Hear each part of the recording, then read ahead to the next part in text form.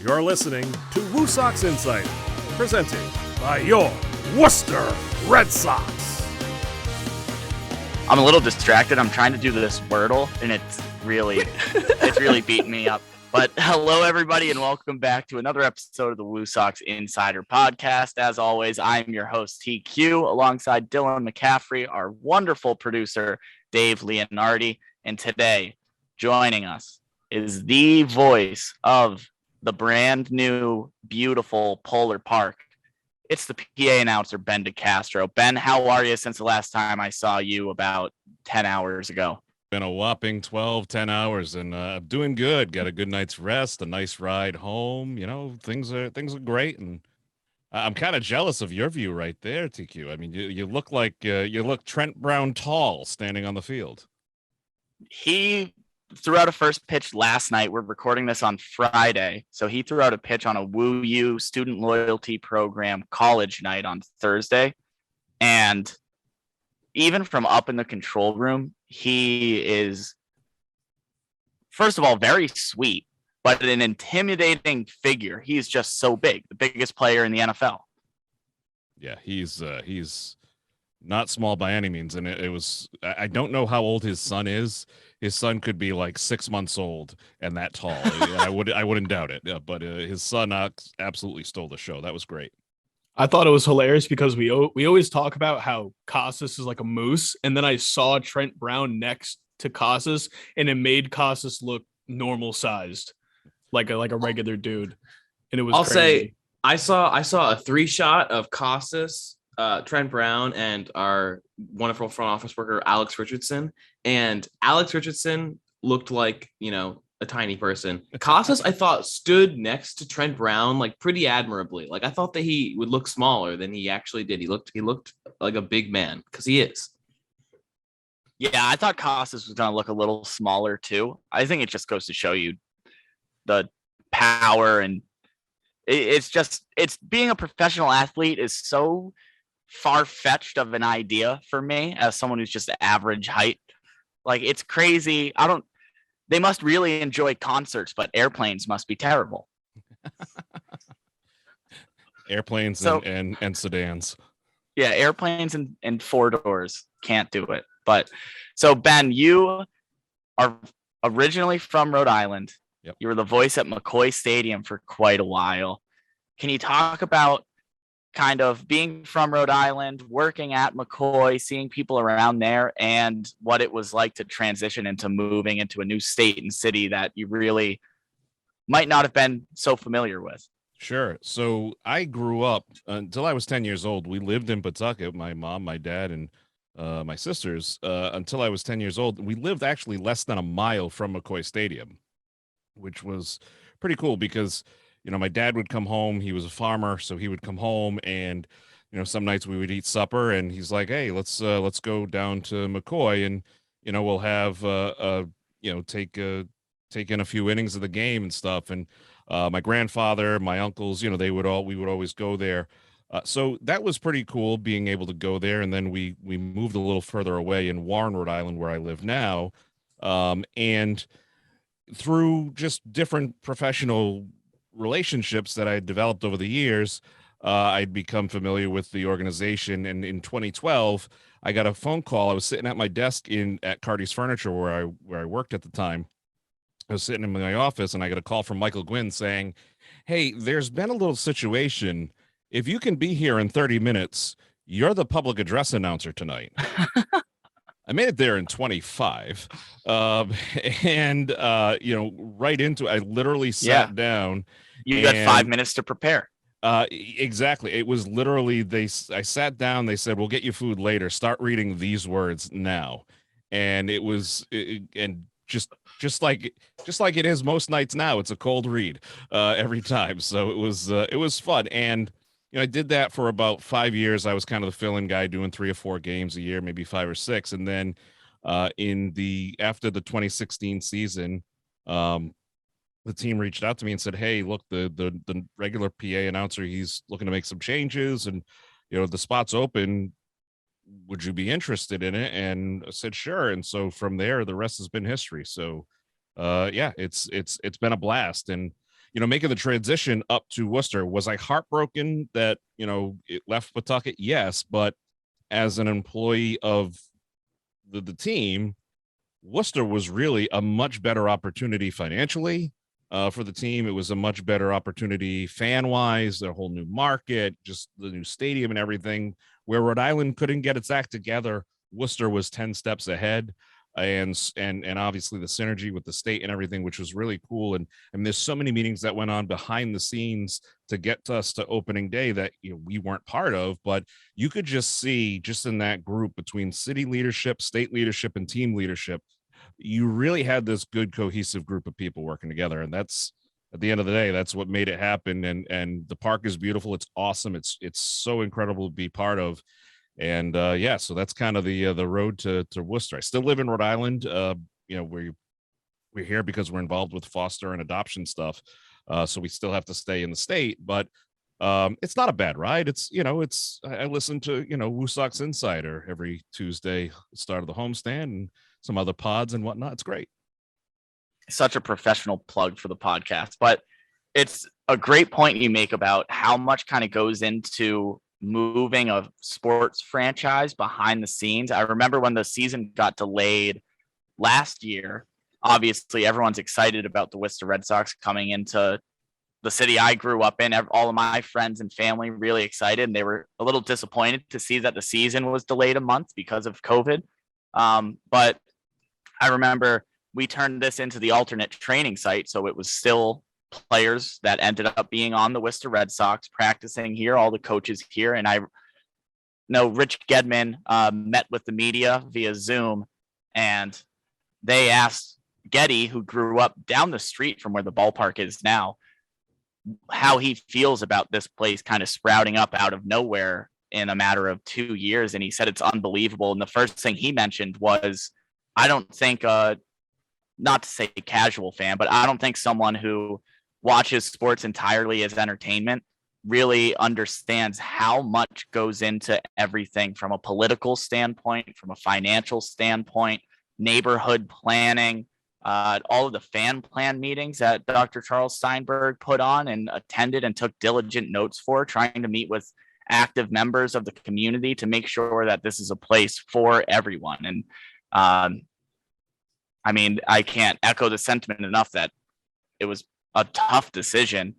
Charles was the last person who wanted to move and the last person who thought it would ever happen. But it was a tough decision, and this place is supposed to be a communal gathering point for all of New England, and a little more centralized of a location for those coming from Maine and Vermont, New Hampshire, Western Mass. And we've seen people from Pawtucket come out. We've seen people from the 413 in Western Mass. I was talking to some fans the other day that were coming down from Maine. They drove 2.5 hours to come check out Polar Park, see Casas, Downs, and Duran play here. So it's been fun to be a part of. Could you do it the ramrod approach where, throw everything up in the air and just say, screw it, we're going to do it? Sure, you could, but it's going to fail. And the way that the team has approached it, the way that the leadership, everybody has approached it, Larry Lucchino, at the day that they announced the team was coming, I remember being there, and he said, my mother always, Larry speaking, he said his mother always told him, if people don't want you there, don't go if you're not invited. Well, the town, or the city of Worcester, and of course the state of Massachusetts certainly invited the organization there, and so that's what made it work. And I give a lot of credit to Dan Ray, because he came up to me probably a week or two before the official announcement was going to happen. And he said, listen, he goes, announcement's going to be coming. I just want you to know that no matter what happens, we want you with us. So if we stay here, if we go to Worcester, whatever, you're part of this. We want you here. And that was very nice of him. He didn't have to say that, but, seeing, from that level, the GM, because again, I'm sharing a screen with 3 other people here who do far more than I do. I literally sit down, push one button, and talk. And yet every time they bring a tour through, everybody's fascinated with my little station there. It's like, no, there's other cool things here to see. But you see that from the top down, and that's what makes it, a great work environment and a great entertainment environment, because that's who it's all about. It's about the fans. And a story like this is only as great as the silky tones that are narrating it in and out every night, first to last pitch, getting us through it, improving whenever necessary. My favorite improv moment was when we were doing the Pies in the Sky promotion last year, and the cannon shot the ball over the net into the visitors' bullpen, and when the opposing visitors pitcher caught the ball to win the ballpark pies, you ran with it. You broke the rules, but you got everyone pies. I think the line might have been, "That counts." And then said everybody gets pies. The whole, we talked about this, and a gentleman who used to work for the team, who's now, moved on to the Boston Celtics, Rob Crane, he's shared this with me too. It's, as employees, front office employees, you can't control what happens on the field, but you can control what happens in the stands. And I think back to one of my first summer jobs was on a dinner dance boat, and you'd have families coming on for a 4 or 6 hour cruise to go down to Newport, Rhode Island. And, that might cost them, for a family of 4 or 5, $100, $150. And for those people, that may be their summer vacation. That may be the budget. Some people are very blessed. They get to go to the Caribbean or Disney or something. This might be for a person to come to Polar Park with their family, depending on the situation and giving the economics what they are right now. We could be their Disney. We could be their entire summer vacation. So, I take that very heavy when I'm doing the PA announcing. I know you guys take it very seriously when you're doing the in-game production of all the different elements, whether it be on Nesson Plus, or in the field, or, even just the accuracy, Dave, because, obviously you get to sit next to me and run the scoreboard thing. That is so critical. And we have to make sure that we deliver that incredible experience. We want to make the best memories possible. So, if my voice can help, great. And if it's not in peak condition, like one night last year when I called TQ in the morning, I said, "It ain't happening." It's not good. Yeah. I can try. We could try for one night, or we could have a weekend of fun. What do you want to do? I think he said you're going to run out to Shaw's and grab some lemons. Everything. And just start eating lemons. All the lemons. I'll buy the tree. But no, it's but that's what it's all about. Yeah. It's a fun, it's not a fun scenario, but it's a fun scenario when you did say, I can't make it in today. And we just look around the front office like, all right, who's stepping up? Who's got the deepest voice? No, I think we picked a good choice last year. Dan Diggins. Yeah, Diggins. Absolutely. Much taller than me. Well, just pretty much everybody is, but that's okay. But I know we touched on it a little bit, and I wonder, I'm pretty sure fans must know at the ballpark, the unscripted stuff. So obviously our pregame ceremonies, all of that is scripted, but the majority of the game, it says, like, we get printed out scripts for Ben every single day, and then we have like mid one hype video, end one wave hello to UMass, and underneath wave hello to UMass, where it would normally have a script, it just says Ben ad lib, and you just go. It helps doing it every day, obviously, but you just have this natural ability to, when the red light is on, or I guess the green light as you're pushing to talk, yes, to just try to entertain people. And that's what it's all about, especially at the minor league level. Absolutely. I mean, Dr. Charles has said it before. We specialize in the hokey. We specialize in the unique and fun. And I mean, even, the production teams have fun with it, whether it be the photographers, the videographers, the people running the cameras and everything. They get it. They understand what the whole point is. Yeah, we're going to take thousands of pictures of the guys playing the game. That's great. But, they also understand that we need to entertain as well. And whether that's finding the right shots in the crowd or what have you, or putting, the right call to action, or even the music that plays, that all adds to the whole, the whole element there. Yeah, and it adds to everything too, even the TV broadcast. I know there are times a foul ball goes towards the first base photo pit, and we get inadvertently our content team, Brian Simmons Hayes, Nat Reed, Taylor Bolduc, Ashley Green, Ashley Lopez. We get all of those folks, Kate Foltz last year, down there eating snacks or talking to a fan or doing something embarrassing. And then the broadcasters pick that up and can make fun of it too. Concerningly, very rarely like shooting photos. Never I have seen anyone catch a ball in there. Kate Foltz dropped too many last year. Ashley Green took one to the ribs a few weeks ago. I need to see some plays made. We might have to supply some gloves or something. I don't know. Got to keep an eye open outside of the viewfinder. Sure. Exactly. Absolutely. Yeah. I can confirm they're taking photos. Decal. No, that's I've true. seen the No, photos. I've seen there is proof. There is photo evidence of the photos. We have some of the best photographers. Obviously Sure. Kate, who moved to the West Coast, over the winter and whatnot. But that team of photographers is key and critical, because the shots that happen that you see, whether you're following on Twitter, Facebook, Instagram, TikTok, any, like MasterCard, Woosox is everywhere you want to be. Mhm. It's the photography is like second to none. It's dynamite photography. It really is.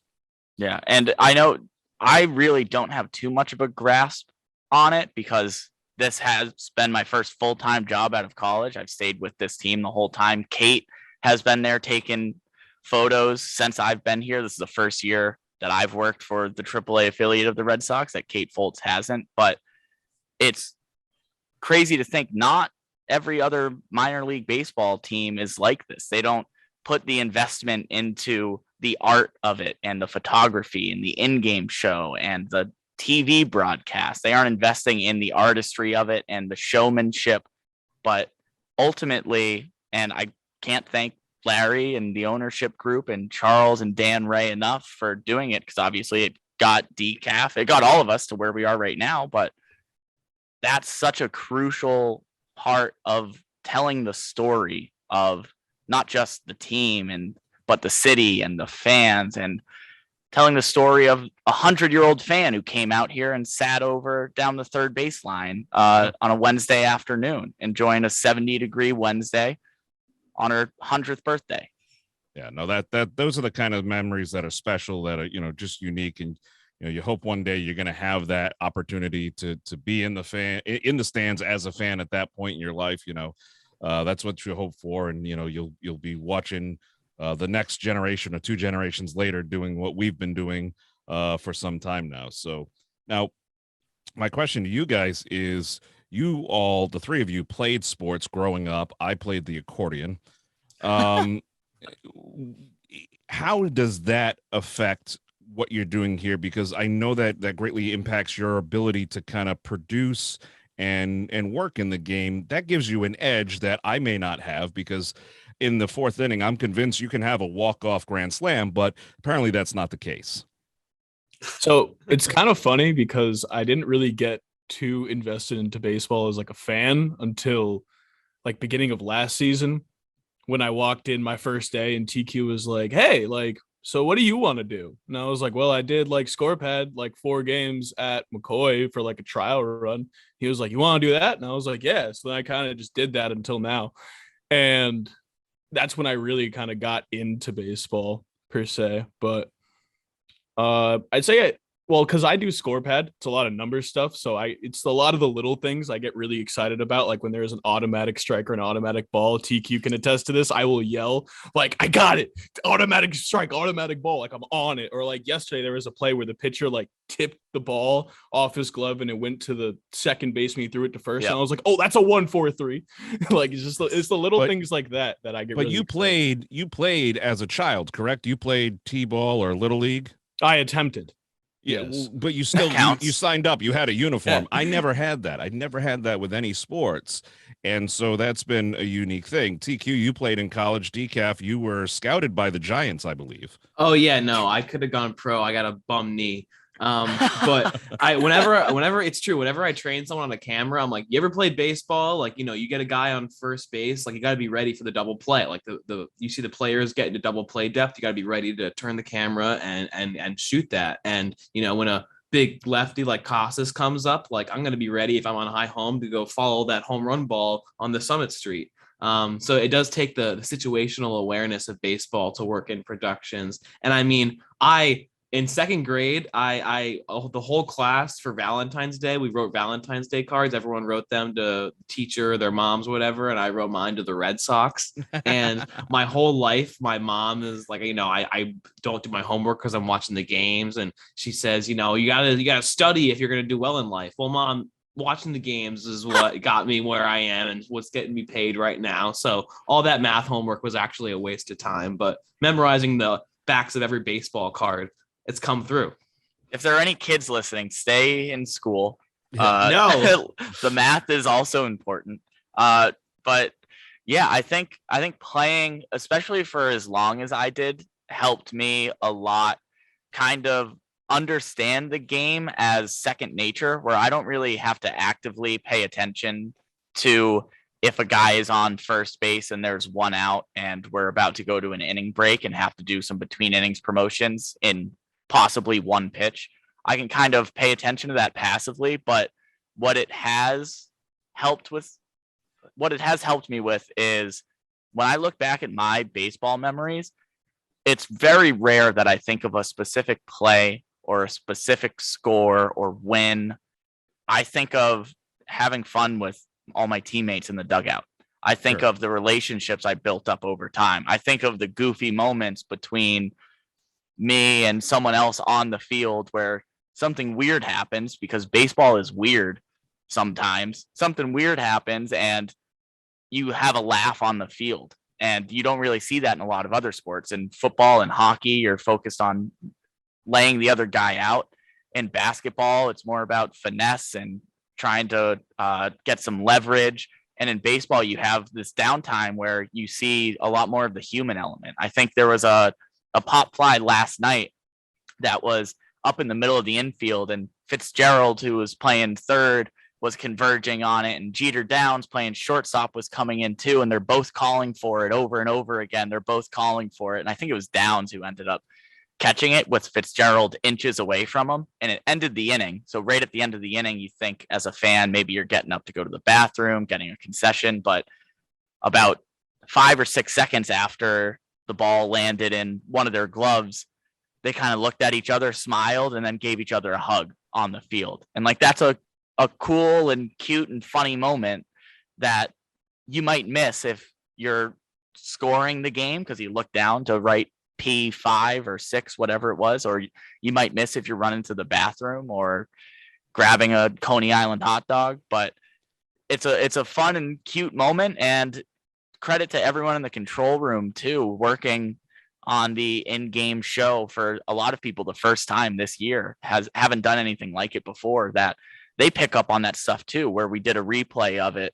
And Jason Blumenthal, who was our technical director last night on Thursday, the 12th, it was, he said, let's hold this replay through the hug. And I was like, yes, exactly. Yeah. We want everyone to see it again because it was a great moment. So touching back to kind of what I was getting to, as far as you guys having such an intrinsic knowledge, now you're challenging yourself to the next level. And I'm curious what that's been like, because TQ, you even said it like, you know it. So it becomes, this kind of like second nature. What has it been like for you guys as far as communicating that to people who may not, they've got great, technical skills, whether it be camera operator or on the switcher or the different elements there. But for you, as far as teaching, I'm a terrible teacher. I've played drums my whole life, and people are like, "Oh, can you give me lessons?" No, because I suck at giving lessons. I can't. And there's a lot of times where I see something, TQ, and you're a great filter, because I'll say, "Look, this isn't right. This something here is not right.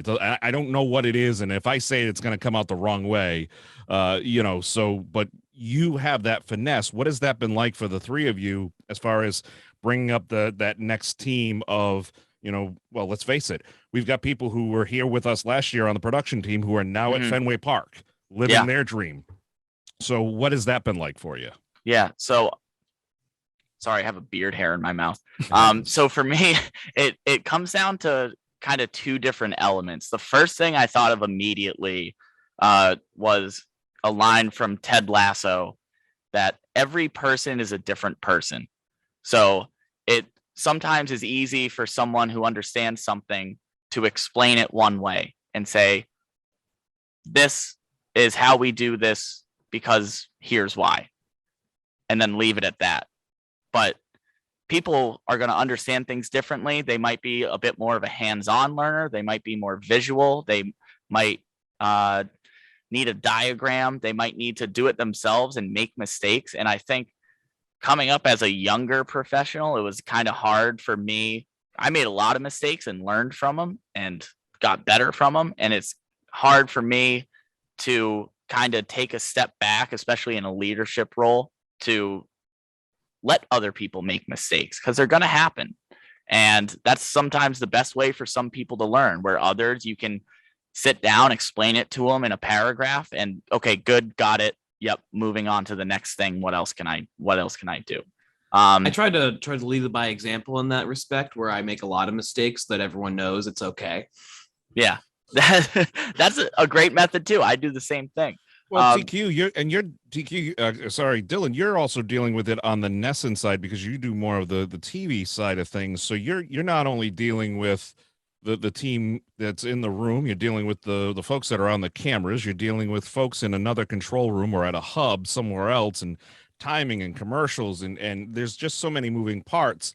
And on top of that, having the intrinsic knowledge of the game that you do, what is that, what's the biggest thing you've taken away over the 2 years? Because, oh, by the way, you've never worked in this environment before at a control room because it was just only built last year. Yes, I definitely came into that control room with a lot of stress and anxiety about how I was going to live up to the millions of dollars of equipment in there. It's quite the investment to walk into and try and fulfill to the greatest extent. And something TQ told me that I remind myself every day is that if we show the people at home the baseball game, that's all that needs to happen. If we have one camera that just captures baseball, then we've done our job. Everything else is the cherry on top. So every time we can show the fans at home, like the origins of how a player came through the ranks and got here, and educate them on the process, and whenever we can show them the fun and heartwarming stuff that happens in the ballpark and just teach them about baseball, that's the extra stuff that, you show them baseball every day, and it's like the back of your hand, the Red Sox history and system, to be able to come up with what the best story is to educate the fans. But it's when you can break away from those moments of baseball and give them even something more. That's the ultimate goal in my eyes, definitely, because this is a great place to work, and definitely a high ceiling of that. We have so much great equipment and great opportunities that we haven't even reached the full potential of like what we can do and our capabilities in this control room and in this park. Yeah. Adding on to that, a lot of it too is that, I've worked here part-time for 5 years, and a lot of it too is like the attitude towards the work. So as you guys could probably attest, I'm very enthusiastic about. I had no idea. Every single day that I'm here. You're kidding. Every single day I'm here, I'm just happy. That's just also because, I know I said I didn't really get into baseball too much until about a year and a half ago, but I was always going to Woosox games. My first ever game I went to as a kid, I was no more than 6 months old with my dad. I went to 1 to 200 games probably before I even started working here. So I've always had a passion for this team, and I've always taken great pride in the work I do. And, I'm not full-time or in a position to really train people, but the one thing I can really teach per se is just that enthusiasm towards coming into work every day and just having a positive outlook on things. Because, working part-time, especially in baseball and minor league baseball, what you're hired to do very well may not be what you do every single day, because there's always something to do. There's always a way to help out. There's always, a spot to fill if someone calls out or something happens one day. So it's all just how you communicate to other people. Like if you're upbeat about asking someone to do a certain task or go do a certain thing, they're going to be more enthusiastic to do it. And also if you come into the workplace, happy and try to, spread that positivity, can help make the room positive. Because, guys like TQ and Decaf, they're here dawn to dusk. last thing they want is someone to come in at 4 p.m. who was sleeping all day to already be a grouch the second they clock in, so it's best to try and have a smiling face and just enjoy what we're doing. Because I mean, I started when I was 16 and all my friends were working at like McDonald's and grocery stores. Man, I still think I have like the best job in the world. I love every single day I come here. So I think a lot of it too has to do with your attitude and enthusiasm towards it. And we love having you every single day, Dave. Yeah, and it's amazing, Dave, because many people don't know this now that you're also you're kind of switching roles too. You're running, in the pregame, you're doing our RF camera. That's the wireless camera that you see to capture our pregame ceremonies. People don't even realize that.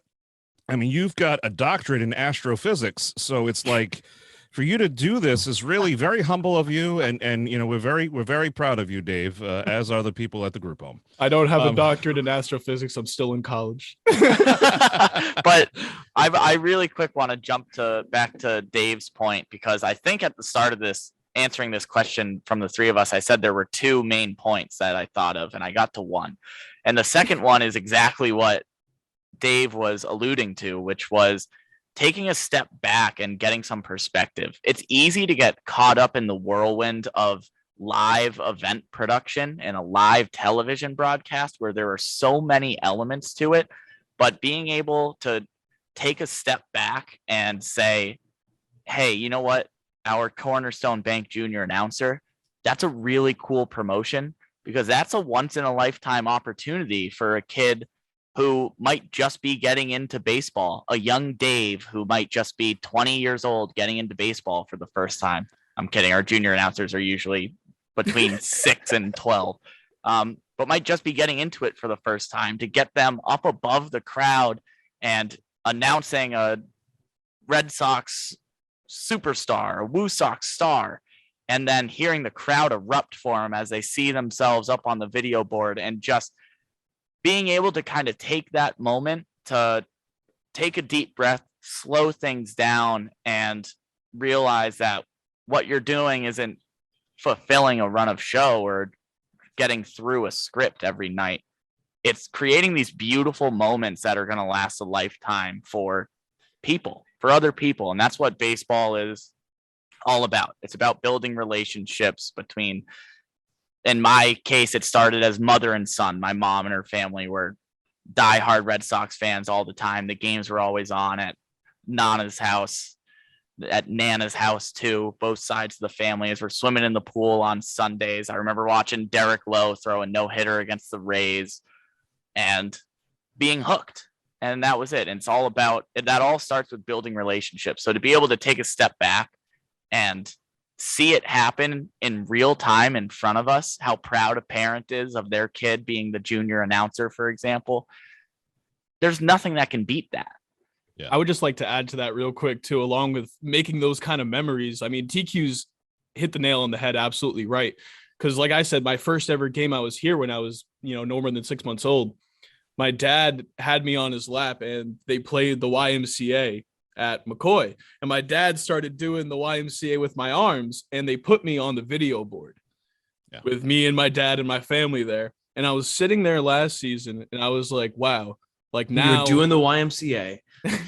Now I'm doing the numbers on the scoreboard, and it was this whole full circle moment. And TQ's absolutely right. Like doing those things like the junior announcer, and even having kids come on the field for like the piggy bank pursuit or like the table talk pie. It's those little things that's not baseball that makes the ballpark experience what it is. And you're it's absolutely awesome right, that we Dave. can provide that for people. And Dave, if you want, I'll get behind you the next time they play the YMCA, and I'll move your hands for you if you want to recreate that moment. TQ, you talk about taking the step back, and really there's some professional athlete, applications there, because what is the one thing that all athletes do after a game? They go back and watch video. And now, even with, last year, we had one game where we had a stellar bat boy out there who, made just amazing plays and just was really out there just making it happen. Hopefully you were able to go back and evaluate your performance. I've done the same thing as, whether it be on music or anything else that I do, but TQ, you're now starting to make more and more inroads, whether it be on TV or the radio broadcasts and everything, going back and evaluating. You're right. you want to take that step back just to make sure, because it's a whole different perspective. But that's such a key element. I think that you guys have really done a great job, and everybody Thank in you. the team, because, whether it be from the ambassadors side, the folks in the front office, the season ticket side, whatever it may be, everybody always tends to take a step back at some point to evaluate, to make sure, okay, did we, what did we do right? What did we do, maybe not so right? And what do we have to adjust to make it even better? Right. And that's really hard to do, especially for me personally, as a young person coming into this industry, coming out of college, and, for lack of a better phrase, being young, dumb, and hungry, and thinking I know everything, to kind of reprogram my brain to go, hey, even if I'm trying my hardest to get everything done and mistakes are still made, at the end of the day, just going, well, I tried my hardest, there's nothing more I can do, isn't helpful, really, and it takes a while to kind of recognize that and try to correct it. And it takes a lot of patience with yourself, a lot of accepting your mistakes and flaws as a human being, and recognizing that, yes, it's a great show that we put on, great couple of shows, the TV broadcast and in-game show we put on.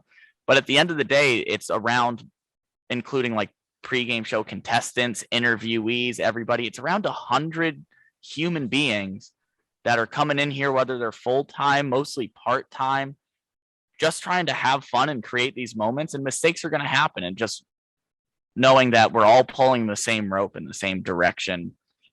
So it's always fun to kind of revisit and not say, hey, we did this poorly, we need to be better. But even if it's okay, I think if we try something new here, that might create a more powerful moment. No, absolutely. Well said. Yeah.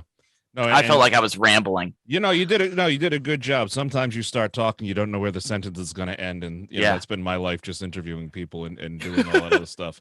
This is the Woosox Insider. My guests today are Dylan McCaffrey, Tim Quidadamo, and Dave Leonardi. I was waiting to say. And leave it to Ben to come on the podcast, interview us, Yeah. let us talk the whole time. Just Dylan, I'd like to compliment get your everything. thoughts on the upcoming election. Do you think the red wave is coming? And go.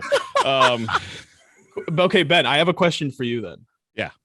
So I know last year in the first month of the season or so, I'm not necessarily sure, I'm not that intelligent. We had limited capacity at the park for fans. This year, full capacity straight out the gate. We started midway through April like we were supposed to last year before it got postponed for the start of the season. Can you just, because you sit right there with the open window right next to me, is it just me or does this ballpark just feel even more alive than last year? Because last year, like, it was the first year, it's the testing everything out, seeing how everything goes. It all just feels so much more put together this year, and it just feels way more alive, if that makes sense. It certainly does. And I think part of that has to do with many of us, we didn't have the opportunity, to look around too much, to observe what was going on, because we were learning the new control room, we were learning the ballpark, and we were learning how things function. And, you even go back to Janet Marie Smith, who designed the ballpark, and Larry Lucchino and Dr. Charles and everybody saying, okay, we got through that first year. Okay, well, we can put that power alley in out there. We can get some more seats in here. We can change some things here and there. And yes, having more people in the stands help, and having, being the leader number wise, not by percentage, but number wise of all minor league, the last homestand for Friday, Saturday, and Sunday attendance. That is insane. I mean, that I can't tell you the last time that happened in the franchise's history. That's huge. And that means people want to come here. They want to experience it. And at some point, the percentage of first timers to, this is, the recurring visit, those percentages will eventually go down. And this will become, people will come here like they used to, go to do something else. They'll be regulars here. But we're seeing that energy maintained, because I think from the employee, the staff, the team's perspective, they're putting it in just as much to deliver on that constantly. And I mean, let's be honest, we've got a quadruple A ballpark. This is something that is unheard of. The different restaurants in the ballpark that change per week. I mean, imagine being a season ticket holder and all you have access to is ballpark fare every week. Well, we've done that completely different. We've got a restaurant with all the equipment, state of the art, thanks to Mr. Russo and the different people who kind of advise and our teams there to say, okay, we have a West African restaurant in there. Now we have the food truck Ziggy Bombs in there. We had Lock 50 in there. We're gonna have and just changes. Coming up this week, we have Chashu Ramen and Izakaya. Yeah, in there. I mean, Japanese fusion. We have an actual pizza place in not the frozen pizzas, and there's nothing wrong with that if that's what if that's what you enjoy. But they're stretching the dough, they're making you an actual pie there. You got the barbecue place, you got Coney Island there. I mean, this is just such a unique, different place, and even beyond the baseball, because you kind of look at the Kraft family up at Gillette. When he bought it, he said, okay, I've got a venue here that's used 10 days out of 365. We need to take this and make it 365 out of 365, where we were at 70 out of 365 with McCoy trying to do events here and there. But I mean, God forbid it rains. Grace, who used to run the events, she would have to call these people and say, look, we can't have your event because it's raining and we don't know how the water's getting into the batting tunnel, but it is. And it's you bring swimsuits and, life jackets if you go in there. But you have this event space now that is just growing, and you're seeing the multiple areas. You can have so many events happening at once. We had the autism walk. People don't realize it, but this stadium has over 175 speakers, meaning, the things that project sound. You can individually control those. And when we had the autism walk, I heard people, and my wife works with, a lot of families, so it's a big thing. I heard families saying, this is awesome. This is so good because my child, my loved one, the person I care for has audio sensory issues. You don't have to have it blasting because the speakers are blown and there's only 20 of them. There's 175. You can be very so laser focused and pinpoint detail. Those elements that have all gone into this is what's making this ballpark a huge success. To Dave's point, it's making that crowd feel alive. It's making everybody have that experience of, wow, I want to be here. I want to be part of it because it's always something cool and new. And so how that, you like that? And I speak professionally, but that whole thing all really ties together. When everybody's on the same page and everybody's following the same mindset and has that focus, you're gonna go places. And trust me, this ballpark is going far beyond what my existence will be there, what you guys' existence will be there. This is something really special, and believe me, a lot of people are taking note of it. Absolutely. Empire to last 1,000 years. A lot of people taking note of it for sure. Go ahead, Decaf. I have one more question for Ben, and it's a very important one. When eventually I make the movie, or more likely the sitcom of this workplace, this park, who's playing you? Who am I casting as Ben DeCastro? Well, I mean, geez, I don't know. I mean, James Earl Jones. I like that. We look alike. We walk into a bar together. People think we're identical twins. So, perhaps maybe that's the case there. But the other point I want to break out too is the family element of this park has been incredible. With the little playground. We went to an event one day. We brought our little daughter Callie, and that playground is so simple, but it's perfect. Mm-hmm. It is so simplistic, but it's perfect. It's exactly what you need. The space and everything. That makes a whole huge difference. Yeah. Josh. Alchemy. You went Star Wars. I was gonna go That's the one Jones. constant throughout all time is baseball. That's it. But Ben, thank you so much for joining us. We have our day of game meeting starting soon, so let me know how that goes. Yeah, we'll do. I'll keep you updated. I normally try to.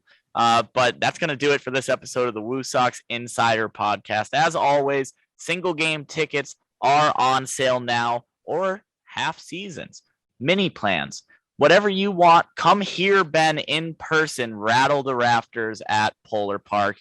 You can go online to woosox.com or call the Woosox ticket office at 500-8888. That number again is 508-500-8888. Thanks everybody for listening. Love the three of you guys and love everyone listening at home, at least until I get to know you. So Absolutely. We'll see you at Polar Park real soon. Go Woosox.